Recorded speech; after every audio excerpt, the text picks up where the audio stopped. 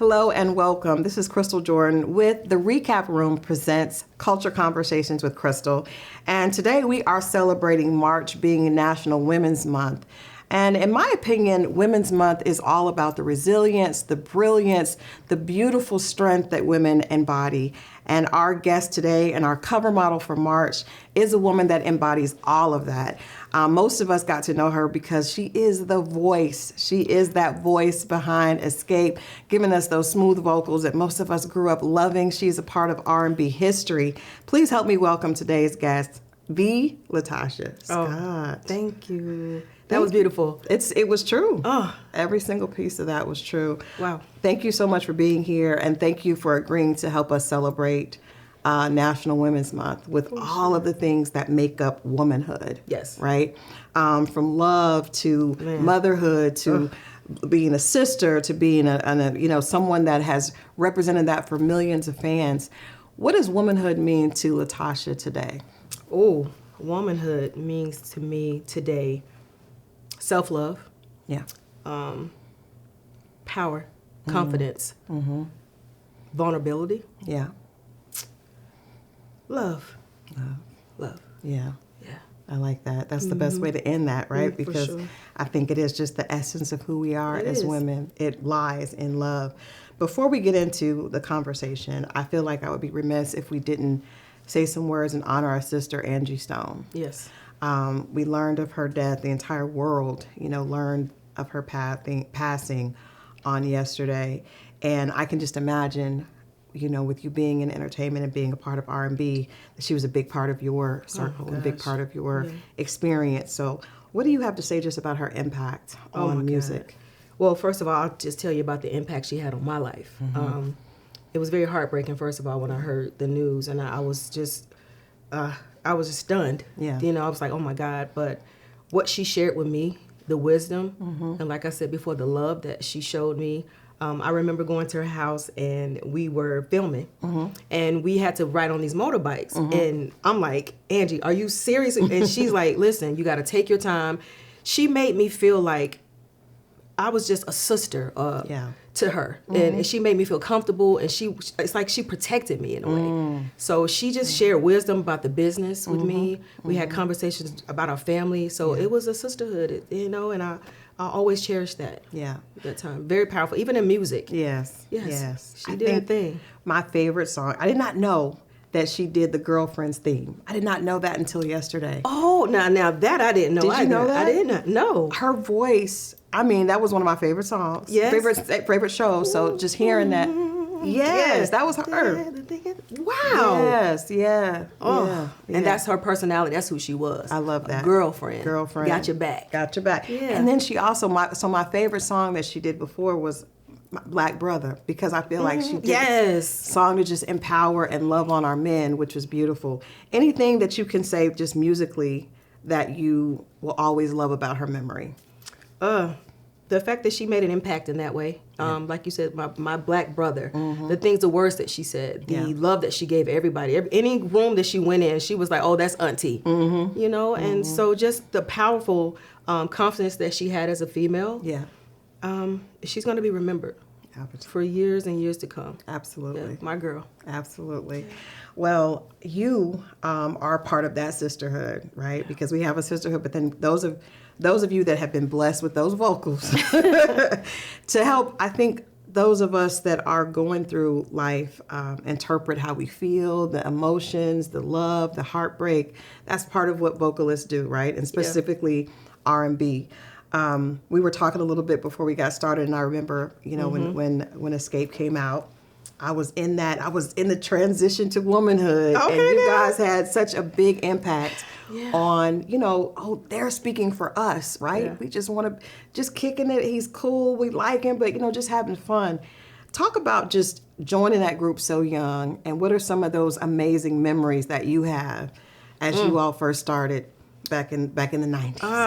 I remember, there's so many memories. Like it's so many. Yeah. Starting back in the 90s, we always had the baggy clothes on, and we really didn't have a style, so to say, but we really depended on Jermaine to kind of tell us and kind of shape us into the women that, we were back then. I remember us going out of town and everybody's like, who is this group? It's like, we are Xscape, and gracing the stage and owning it. Yeah. And they were like, when we got off the stage, it was like, they didn't care what we had on. It was about the vocals. I remember being on Arsenio Hall for the first time. That was a big deal for us. And then he called us back twice. And I felt like, oh, y'all, we made it. Like, we on Arsenio. And he just showed us so much love. I remember when we met Bill Cosby and we met Will Smith, and just the music was able to allow us to have those moments with those people. So that's so many memories. So many. I don't even know where to start. Like, your life has been, I mean, you guys are legendary, and so that's in a short period of time.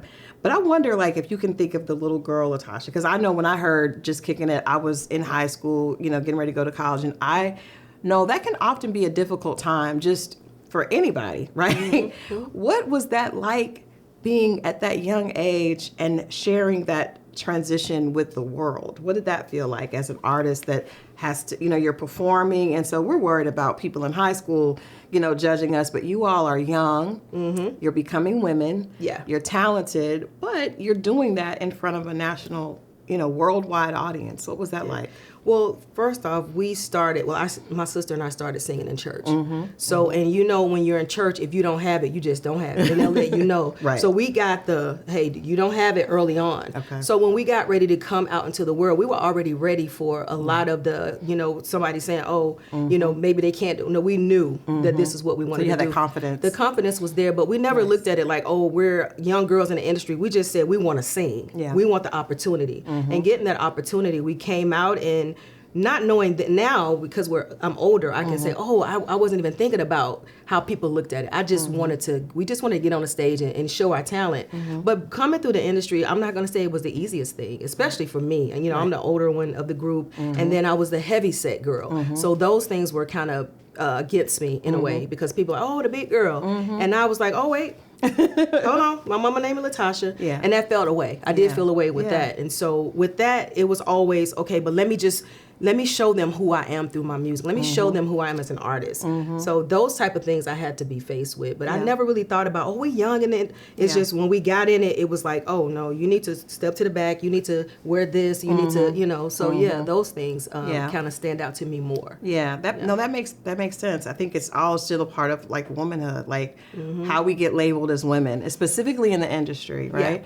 Because I know for myself, as later I came in as a publicist, the rules for women and the rules for men were totally different. And I don't think we can gloss over what that does to a young girl to have to constantly defend and redefine herself under a public eye. So can you talk a little bit about just how did that feel? Because we know that voice, like, you can call her whatever you want, but her voice gonna blow you under the table. But still, even with that talent, how did that feel to have other people define you based on things that were not, necessarily who you are, but yet still who you were?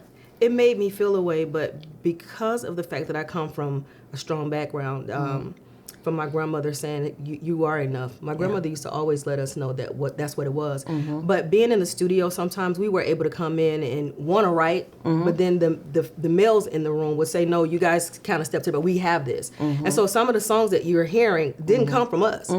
And a lot of them did, and we never got the credit for it. But being in those rooms, it did make you feel away, like, okay, so I'm not good enough to write because I'm a female. But now, and also pushed us too, because of all of the no's. I'm like, okay, well now I have dyslexia, and that was on because of what you said about the no's. Now I want to write more, and I'm going to write more, and then made my voice heard. But that's after success. So we were able to get in there a little bit and get more success, and it was very difficult in the beginning. I would assume so, but also very rewarding, right? Yeah. So I had the opportunity to interview. I've interviewed Candy several times, but I interviewed her a few years ago.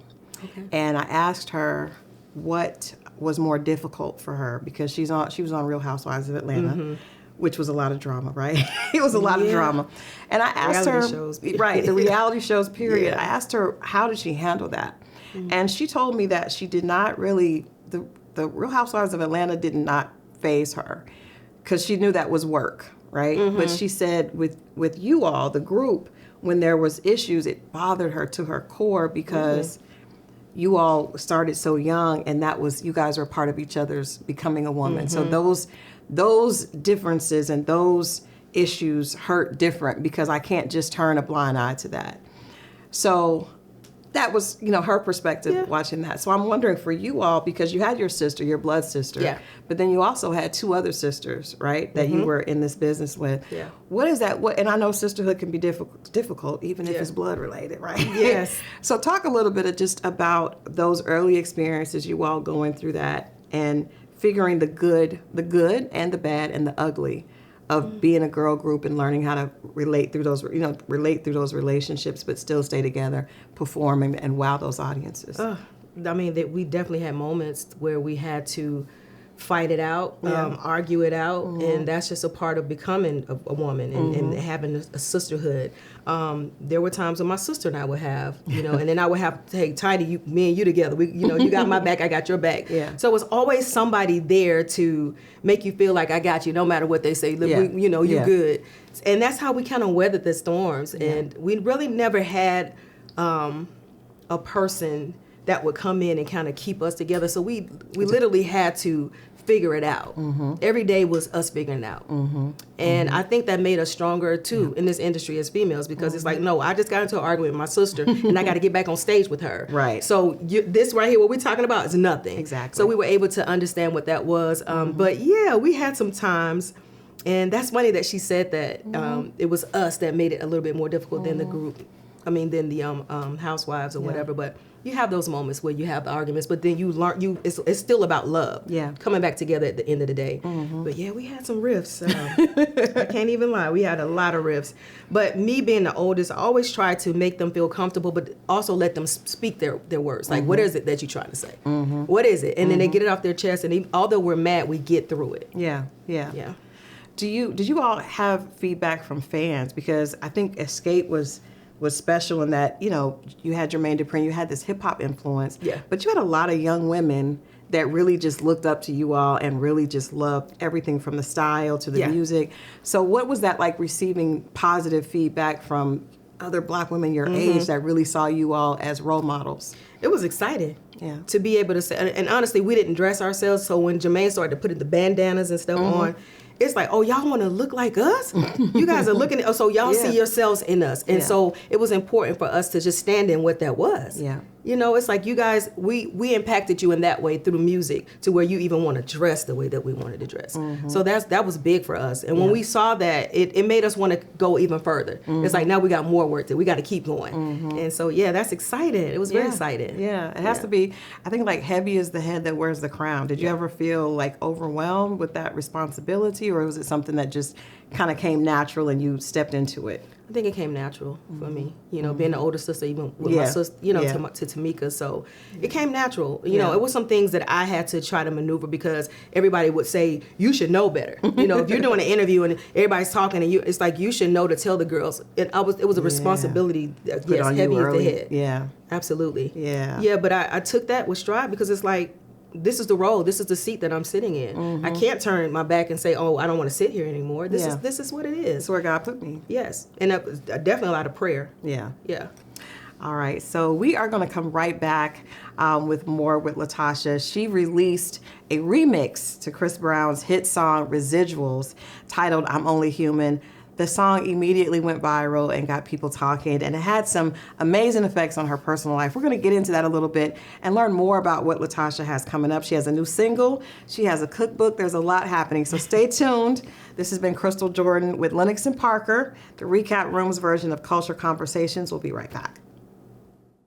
Took some time away, I had to sit and face it. Who can I run to? Feels like nobody lately. Reading through them comments, they say he having a baby. I don't know who's lying. Maybe I was blind. And of course All right, we are back with the beautiful, the talented LaTocha Scott. And we got to get into I'm Only Human. First of all, when I heard it, I was, flipping through Instagram and heard it. And I thought, oh my God, I have got to talk to her. This is, first of all, your vocals, you already know, amazing. But even more so, I feel like as a fan, I got a chance to really see your heart. And that's what really stood out to me. And I was reading the comments, and I think a lot of people felt like that. Yeah. What motivated you? What happened for you to go into the studio and did you write that and sing that? Yeah, well, a lot of things motivated me to do that. I actually had someone to say, you need to do the Residual challenge. Okay. And they were like showing me stuff online, and I'm like, wait. And the fact that it's Chris Brown and he sang with so much emotion, it just it resonated with that song. I was like, I have to do something with this now. Yeah. And I was like, the best thing for me to do is speak from my heart. I haven't been able to be vocal in 2 years, so I had a lot to say. And I was also using that time to reach out to my sister. Yeah. And I was like, I got to do it through song. If I can't do anything else, I can do it through song. So I did. I sat down with one of my friends, Chef Tone. He and I wrote it together. And I just poured my heart out. Yeah. And I was like, and I want to do it. I want to be vulnerable. I want to be transparent. And I just want to sing from my heart. And that's what I did. And for some reason, it all came together so very fast. Like I went in, I was like, okay, I'm gonna do a video. I'm gonna. Yeah. Then I don't even think it was 30 minutes, and it was flooding the timeline. Everybody was calling me like, "Are you okay?" People were texting me like, "Are you okay?" And that's what music does. It touches people's hearts. It jerks at the soul, you know. So and that's, that's what I feel like I do with the music. Yeah. I'm gonna be honest with you. I watched the show, right? Yeah. So I saw the drama that happened before. Yeah. And I've been a fan. So I've interviewed your sister, I've interviewed your group mates. But I don't feel like I've seen the vulnerable side of you until that song. Really? Yeah. I feel like when we've seen you before, I've seen a woman that is just fighting to hold on to what she has, be it her marriage, be it her place in this legendary group, be it her family.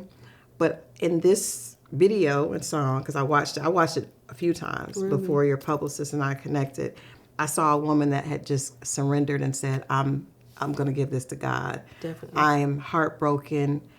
I have been beat down by everybody, And I think a lot of times, when you see someone who's successful, who's had the level of success that you had, it's difficult for viewers to really see that person could be in pain.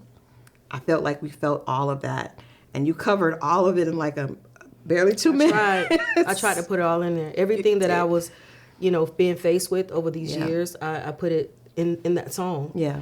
And it's always difficult when you're coming from a place, and because I don't want to say guarded, but I'm a very private person, and I feel like if you're my friend, you're my friend. I won't say your business, and I don't, you know what I mean? Right. That's just what it is. So I've been that person my whole life. Right. And I do wear my feelings on my sleeve. If it's something that's bothering me, or you're gonna see it in Tasha's face. Right. I don't care what it is, and Right. I'm working on it. Yeah. That part I'm working on, but that's just my true emotions. Yeah. And that's what I feel like people resonate with. I wanted to be truthful and honest, and that's what I did. Yeah. I did it. What was the immediate, so you said people were reaching out to you. Oh my God, are you okay? Yeah. If you need me, I'm here.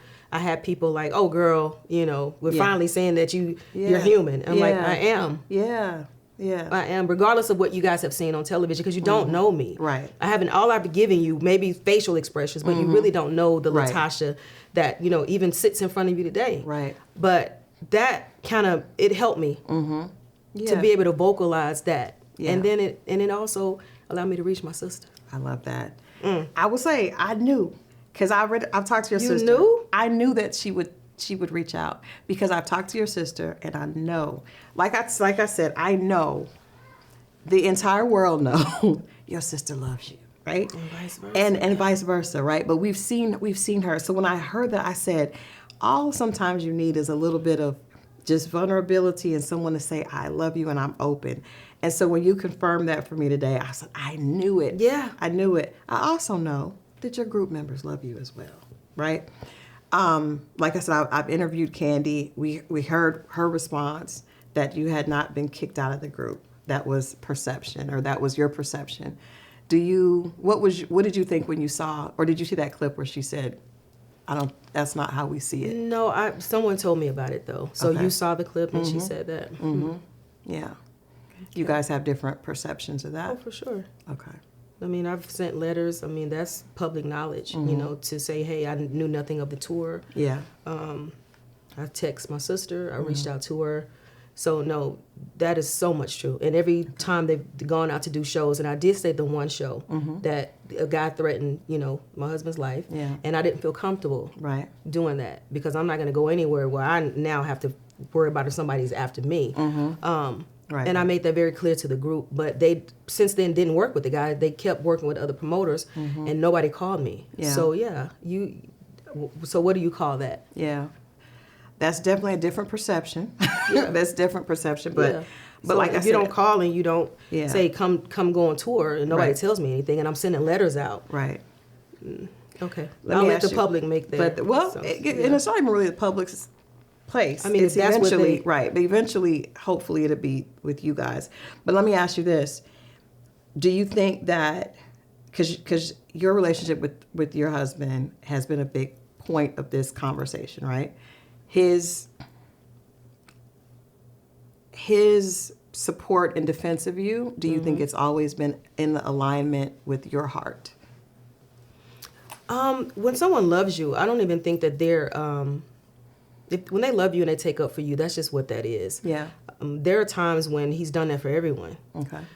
And when it comes down to me, even when he was not in the picture, it was the same thing for anyone. Whether it was somebody saying you're gonna sing this song and they can't sing it, it was always that. Yeah. So I was used to that type of riff in the group, but I think even when he was managing the group, it became okay. If somebody calls me to do a song, did Rocky tell them to have Tasha to do the song because all of us could sing, and that just wasn't the case. Yeah. And he's gonna always have my back, and him. Right. So I don't know if when you say it's a line, I think anytime you're in a marriage and relationship or you have a friendship, that person, if you feel like that person, they're gonna stand up for you. They are in any way, and that's a husband's and job. the sister too. Right. My sister and vice versa. When they came after her to say, "Oh, you're gonna get kicked out of the group because you got pregnant," I'm like, "Wait, you're gonna kick her out? Then you might as well kick me out too." So that's just the stance. And people may have said back then, "Well, what about the alignment with that?" No, that's my sister, so I got her back. So I don't look at that as a bad thing. I look at that as that's that person, and when you know that who that person is. You gotta respect it. You have to, because other than that, you're gonna get something different. Yeah. And that's not who he is, nor my sister, nor me. If it's something, like I said, if it's something bothering me, I'm gonna stand up and say no. Or my facial expressions will show it, if nothing else. Yeah. So, we're gonna stay right there for a second, because I think the relationship with him has been something that also was in public fodder, right? Yes. And that had to be difficult. That had to be very difficult to hear. Allegations. I know that there was a lady that went on Tasha K and was just basically just a lot of slander that people did not know if that was true or not. I will say, as a wife, your job is to have your husband's back. That's really what a wife and a husband are supposed to do. Yeah. But I also know, as a woman who's been married and who's been through that, but not publicly, it's difficult, right? Yeah. So it's difficult to be dealing with your own pain in something and yet still wanting to not let everybody in your business. If you had to kind of speak on what you're comfortable speaking on that, how that felt for you when you're going through all this publicly, and then you also have to hear that the person that is your closest ally could be doing something that is also hurting you. Yeah. I'll give you an example. I felt like when I was in a situation, it's like, okay, if you and I are fighting, it's cool, right? It's cool. We're going back and forth. We're keeping this out of the public. But at the point that someone else comes in, and now you got them, now it's both of you against me as the wife, and this is my husband, and you have another person. Now it's unfair, and it's hurtful, and it's a total different thing. And that's just my perspective as a woman that was dealing with a man that was not in the public eye. So what did that feel like for you, just hearing that, whether the rumors were true or not? Very hurtful. Yeah. Very hurtful. That's just a hard space to be in. Right. Especially when you're by yourself with it. You don't have your sister or your sisters in the group to deal with something like that. But at the end of the day, I understand the relationship that I have with God and who He is to me. And it took me a minute to finally just realize that I have to be isolated in a way for me to know He got me. Yeah. He has me. It's not about my husband. It's not about my mother. He has me. And it's any female. We're not immune to any of this. Life is life. And I'm not saying that somebody's perfect, because I said if you show me a perfect person, then I'll call him Jesus. Right. But at the end of the day, there are things that happen but I'm okay. You know, being able to speak my truth, even to him. And then finding out, too, later on that all those allegations, those things were not true. And nobody's going to say, oh, that wasn't a real baby. Right. She lied. Nobody's ever going to say that. Right. But knowing that we have the conversation, and we have had those conversations, he and I. But yeah, it's very a difficult space to be in as a female, as a woman. And the salacious stuff is always loud, right? Yeah. But when it's not true, it's always very quiet. It's very quiet. Very quiet. Just like the conversation I had with my sister, nobody knew. I don't even know if you knew. I didn't know before you told me that. That's what I mean. But now, hopefully, we can share that. Like, I love the fact that you did share that today. In the song, "I'm Only Human," you said, "I gave up on love." That stood out to me because I'm here. You know, you hear the marriage, no one's perfect, and you guys have been married a long time. So we know anytime somebody has weathered the storm, a lot of pain has happened on both sides, right? But for you to get to the point where you said, "I gave up on love," I was like, I hope that's not where she's at right now. Well, a lot of times when people hear things, it's not always written by the person. Me giving up on love, those people that I felt like loved me or I loved them and I saw that love wasn't reciprocated, I've given up on believing about that love. Okay. That's what it meant to me. Okay. Some people are like, oh, you gave up on your husband, you gave up. No, that's not what I mean. Okay. I'm saying that I'm not going to sit here and think, oh, that person's going to love me because this is the way I love them. I've given up on believing that that's what that is. I understand what it is. You show me that I'm by myself in this. Yeah. So I've given up on that part of love. Yeah. Gotcha. Okay. Or believing that they love me. So that's that love, not love overall. Not love overall. That's what okay. No. There we go. No. Because I feel like I'm love. When I walk in a room, I want to show that love to people, whether it's a smile or whether it's, you look, that's just me. Yeah. So no, I've never given up on that love. And I know Okay, that Jesus is love. So no, I could never give up on that because he never gave up on me. Never will. Yeah. So you have a new single. I do. But you know you will find a way to make something so simple seem so hard. I don't really understand how you do it. It breaks my heart. Oh. Just like the season. So now let's talk about the motivation behind that. Because when I listened to that, I was like, okay, so it's not giving up on love, but I've been going through some changes in this love. Absolutely. Talk about it. Well, I mean, the song is just a transformative power of love. Okay. Whether it's uplifting you, whether it's healing you. Yeah. And for me, that's what it was. It was a place of healing. And I know that just like seasons change, we do. Right. And the song is just that. Okay. Love changes. I can't wait for people to hear it. It's gonna uplift people. It's gonna make you love, or it's gonna make you look at situations like, you know what? She's right. And I have a purpose to be able to do. It's okay to be able to know that love changes things. Yeah. Let's talk a little bit more about it, because when I heard it, it's what did beautiful. you feel? Tell me, how did you feel when you first heard it? I did. I felt like love changes, and I feel like maturity shows you that, right? Absolutely. That love, it goes through metamorphosis, and you can love a person, but maybe the relationship is not the same. Yeah. Or love can overcome. Yeah. And something that was broken can be fixed. Like it's healing. Unlimited, right? Yes. And I love the fact, I think you have one of those voices that can do anything, right? Because you can do mid tempos, you can do soft, but it's so beautiful and so soft, and it's a different sound from you, because we know that you got the vocals, but it's just soft and beautiful. Yeah, and that's what I got from it. I was very intentional with that as well. I think people need to hear the softer side of me. Like you said, you didn't know who I was, and I think me on this road, in this chapter of my life, needs to allow people to know that part of who LaTocha is. Yeah. Even if you're not in my home, even if you're not, it's like when you listen to me sing, I want you to feel that side of me. I want to touch people in so many different ways. Yeah. Yes, that's the heart raw sing. Yeah, I want people to hear it and feel away, feel healed, feel like it's soothing. That's what I want it to be. It is. Very soothing. It's beautiful. It is absolutely beautiful. So I'm excited for people to hear that. I'm excited for us to be able to celebrate that. Me too. Coming up, now you have you're giving back to young women, which is something I'm extremely passionate about as well. When we come back, I want to talk about Made Girl and what you hope to accomplish with that. I also want to know a little bit about this all-natural plant cooking that you got going on, because you look great, and I know you can cook. So we're going to get into all that. You guys stay right there. We're coming back with more from Miss LaTocha. We're going to get into what she's doing to give back with all that she's already done. So stay there. We'll be right back. Welcome back, Winston Parker. This is your girl, Christal Jordan, editor-in-chief, and I am enjoying my conversation with Miss LaTocha Scott. I had to get her together. Yes, she about did. her own song just now. I know, Christal. Do you want to? I know. I but didn't have to tell you your part. I know. What is wrong with me? What is wrong? I don't know, because I didn't know I was like sexy, soft I talking. was trying to show you, you that too. as a fan, I like the ad-libs at the end.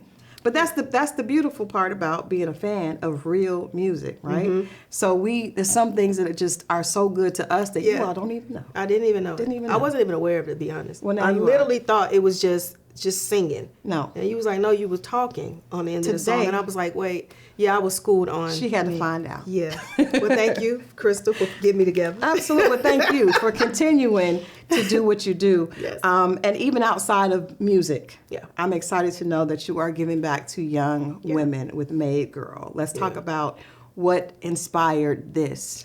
Well, May Girl is dear to my heart. You know, I have that slogan, what are you made of? Yeah. And I know that life has dealt so many different cards for me. Yeah. And in the beginning, I never knew to be comfortable in my skin. Yeah. And I feel like that is something I have to do. That's my duty to be able to do. So I mentor young women. Yeah. I bring them to the house. I cook for them and just find out what they want to do in life. It's an empowerment thing. And I think that that's very much so needed in this climate that we're in. Yeah. So I get a joy. Yeah. I don't have any daughters. I have a son, but that for some reason, it's like that we just gravitate towards one another. Yeah. And when I'm speaking to them and they're like, oh my gosh, you want to know what we have to say? I'm like, of course. Yeah. So spending that time with them and empowering them and then letting them know that they could be and do whatever they want to do, that there's possibility.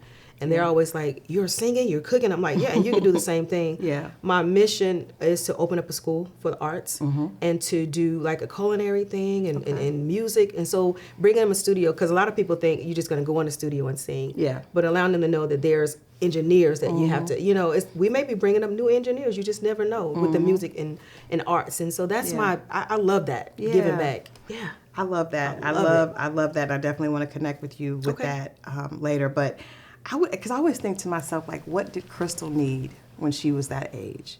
And Christal had a hard time feeling comfortable in her skin, right? She compared herself with skin color, hair, like everything. And so I think if I had seen someone that looked like me, come in, that's why I think representation is so important. What do you think could have helped LaTocha's journey internally, right? Her self-esteem be even stronger than it was at that vulnerable age, like 10, 11, 12. What did LaTocha need? Having someone to do what we're doing. Yeah. That's it. Yeah. Just standing in the gap, saying that you are enough, you're beautiful. This is what you have to do. Right. And I'm here, I hear you. Right. Because you don't feel like people hear you. You feel like your voice is not being heard. A lot of times you're afraid to say anything, to be honest. Right. You internalize a lot of things. And some people are not singers or writers, and they just go through life with all of that. So being able to have someone to kind of share your stories with or just talk to, that's what is needed. Yeah. So it's a different landscape today, right? Oh, yeah. Because like when we were growing up, there was not social media, and you didn't have to compare yourself to, girls that were all across the world, and everyone wasn't trying to be perfect with a filter. What are some of the things that you hear from young women that let you know that you're doing the right thing? That I'm doing the right thing, that they get it. They'll say, at first I said I didn't want to do this, but because you talked me, talk me into, I'm like, I didn't talk you into anything, but because you said I could, I did it. Yeah. Whether it was, fashion. There's a couple of people that like fashion as well, and they're like, and I'm like, give me some of those pieces, let me wear them. It's like, because you believed in me and you said that I could, I did it. So just that. Yeah. In my experience with mentoring girls, a big part of it is career, and then also a big part of it is love. And so I'm always like, okay, you got to love you. You got to know that you're enough. So that you don't end up in a situation that doesn't serve you, or you don't end up with someone who is treating you like you're treating yourself at this point. What lessons would you give young women on relationships? Because that's probably what girls are most interested in hearing about, is or someone that they're interested in. So what advice would you give yourself? I think it always is great to start from there, from a young perspective of relationships. Well, first of all, the relationship starts with you. loving you first. And when you say that, a lot of times people are like, oh yeah, but no, it's really deep when you think about it. When you're looking at everything and you're inundated with the phones and the things that people say, you can get so sidetracked to where you look in the mirror and you're like, I don't look like that person, so I'm not beautiful. So you're beautiful. Believe in you, trust in the wings that you have and not the branch that you sit on. Trust in your wings. Yeah. Okay, that was deep. Yeah. Okay, hold on. Yeah. Because that especially with, I think that when you get into a relationship, when you're not sure of that, you attract the wrong man. But I never really talk about relationships. We don't really talk about that when I'm talking to young women. It's about them. About them, okay. Yeah. Even if they have a boyfriend or whatever, I'm always, when you pour that into the person, then they can kind of see, okay, well, this person is not for me because now I believe in myself. Now I see that what I have is more valuable. Exactly. And they set that standard. And then we talk about relationship. But for the most part, we don't pour into them. That's it. That's all I'm here to do that. So the decisions that you make, now if you come to me on something personal, but it's always been about music and them. Yeah. It's never been about what guys, they do outside of that. You know? Okay. All right, let's talk about cooking. Because when did you discover this passion for plant-based cooking or just cooking period? Let's start there. Start there. Well, I grew up with my grandmother with a garden.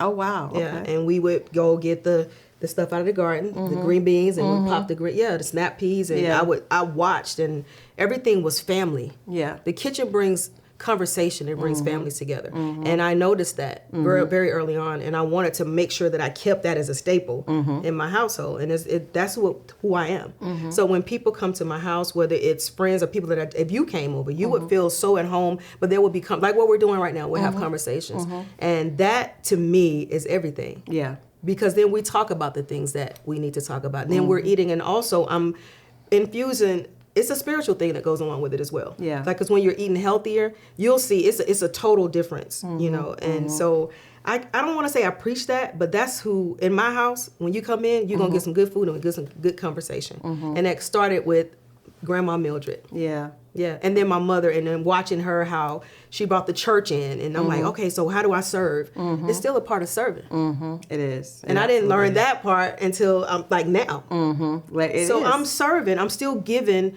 and walking in a purpose of saying, okay, let's be a little bit more conscious of what we're putting in our bodies. And being a big girl of Xscape, that was always that thing for me. I'm like, how can I change? Yeah. But what can I do differently than I? How did you learn to do that the healthy way? Because I'm, definitely weight is always a thing for most women. I definitely struggle with that. Trying to figure, and so a lot of times you just think, okay, I'll starve myself. I don't want to eat anything. Yeah. But now it's like, I think there's so much more education on, you don't have to starve yourself, and the food can still be good. Yeah. I have a feeling, I haven't tasted your food, LaTocha, but I would like to. And I feel, baby, look, excuse me, let me get out my suspicion, baby. Yes. That you, with your Southern roots, have a way of being able to make food that is healthy, but also has some of that Grandma Mildred in it. Yeah. Let's talk about how did you learn how to find a healthy way to regulate your weight and regulate just eating healthy, but still not sacrificing the taste and that love and that family that feels so good.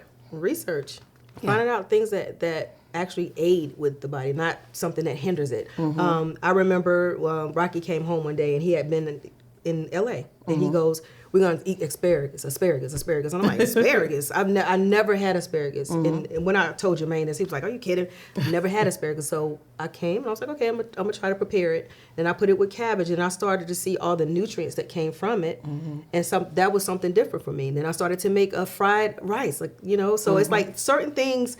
I was like, okay, I'm going to try this recipe. So just trying different things. Yeah. Just being, it's like, let me try a little bit of this and that. And I saw the things that were working for me. And I noticed that when I took the meat away, the weight started to fall off. Even and definitely exercise. Don't get it twisted. Everybody thinks it's just about eating healthy, but it's a mindset.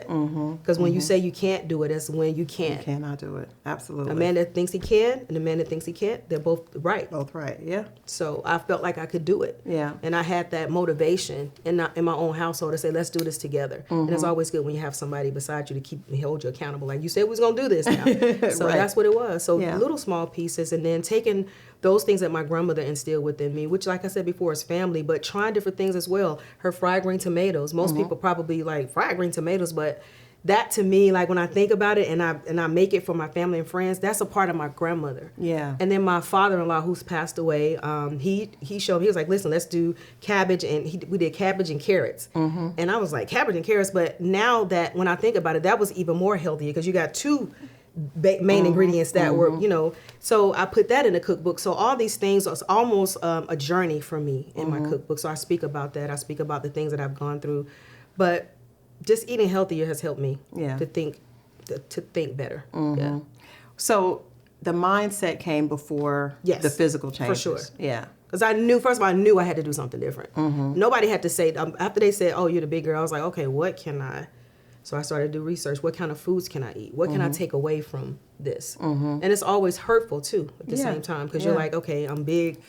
Ugh. Yeah. But I had to face what that was and try to make a change, but it starts in the mind. Yeah. And that was a lifestyle. And now it's a lifestyle. It's a lifestyle. Are you proud of that LaTocha that started out in Xscape years ago? I am. What are you most proud of her for? Weathering the storm and doing it with integrity. And also understanding that I'm not perfect. Yeah. I'm not. But to let someone else say, okay, I understand I'm not perfect. All I can do is give you the wisdom from what I've learned and to help in that situation and never pointing fingers and say, oh, you. Yeah. I don't do that. I listen to people. And I think that most times people, they kind of gravitate when you do listen. Yeah. But yeah, I would say weathering the storm, becoming a soldier in the beginning, but now a warrior. Yeah. Through those storms. Yeah. So that's my next question. What do you think that she would be most proud about if she was able to see you today, 2025, after almost 30 years in this business, being successful? What do you think she would be the most proud to see you doing now? Giving back, being impactful, walking in my purpose. Yeah. Because every day. When I was younger, I never really asked for toys. I'm like, can I get a microphone? I just want to sing. And I saw the effect that I had when I was singing, whether it was in church or with my friends. People used to be like, so just walking in my purpose and doing it in a way where it is impactful in people's lives on so many different levels. Because music does that. It moves people. It helps. And with that, I'm able to do other things. So open the door up for so many other things. Absolutely. When did you first know that? Like, I always am interested to hear, like, how old were you when you first realized that when I sing, this is how people respond to me?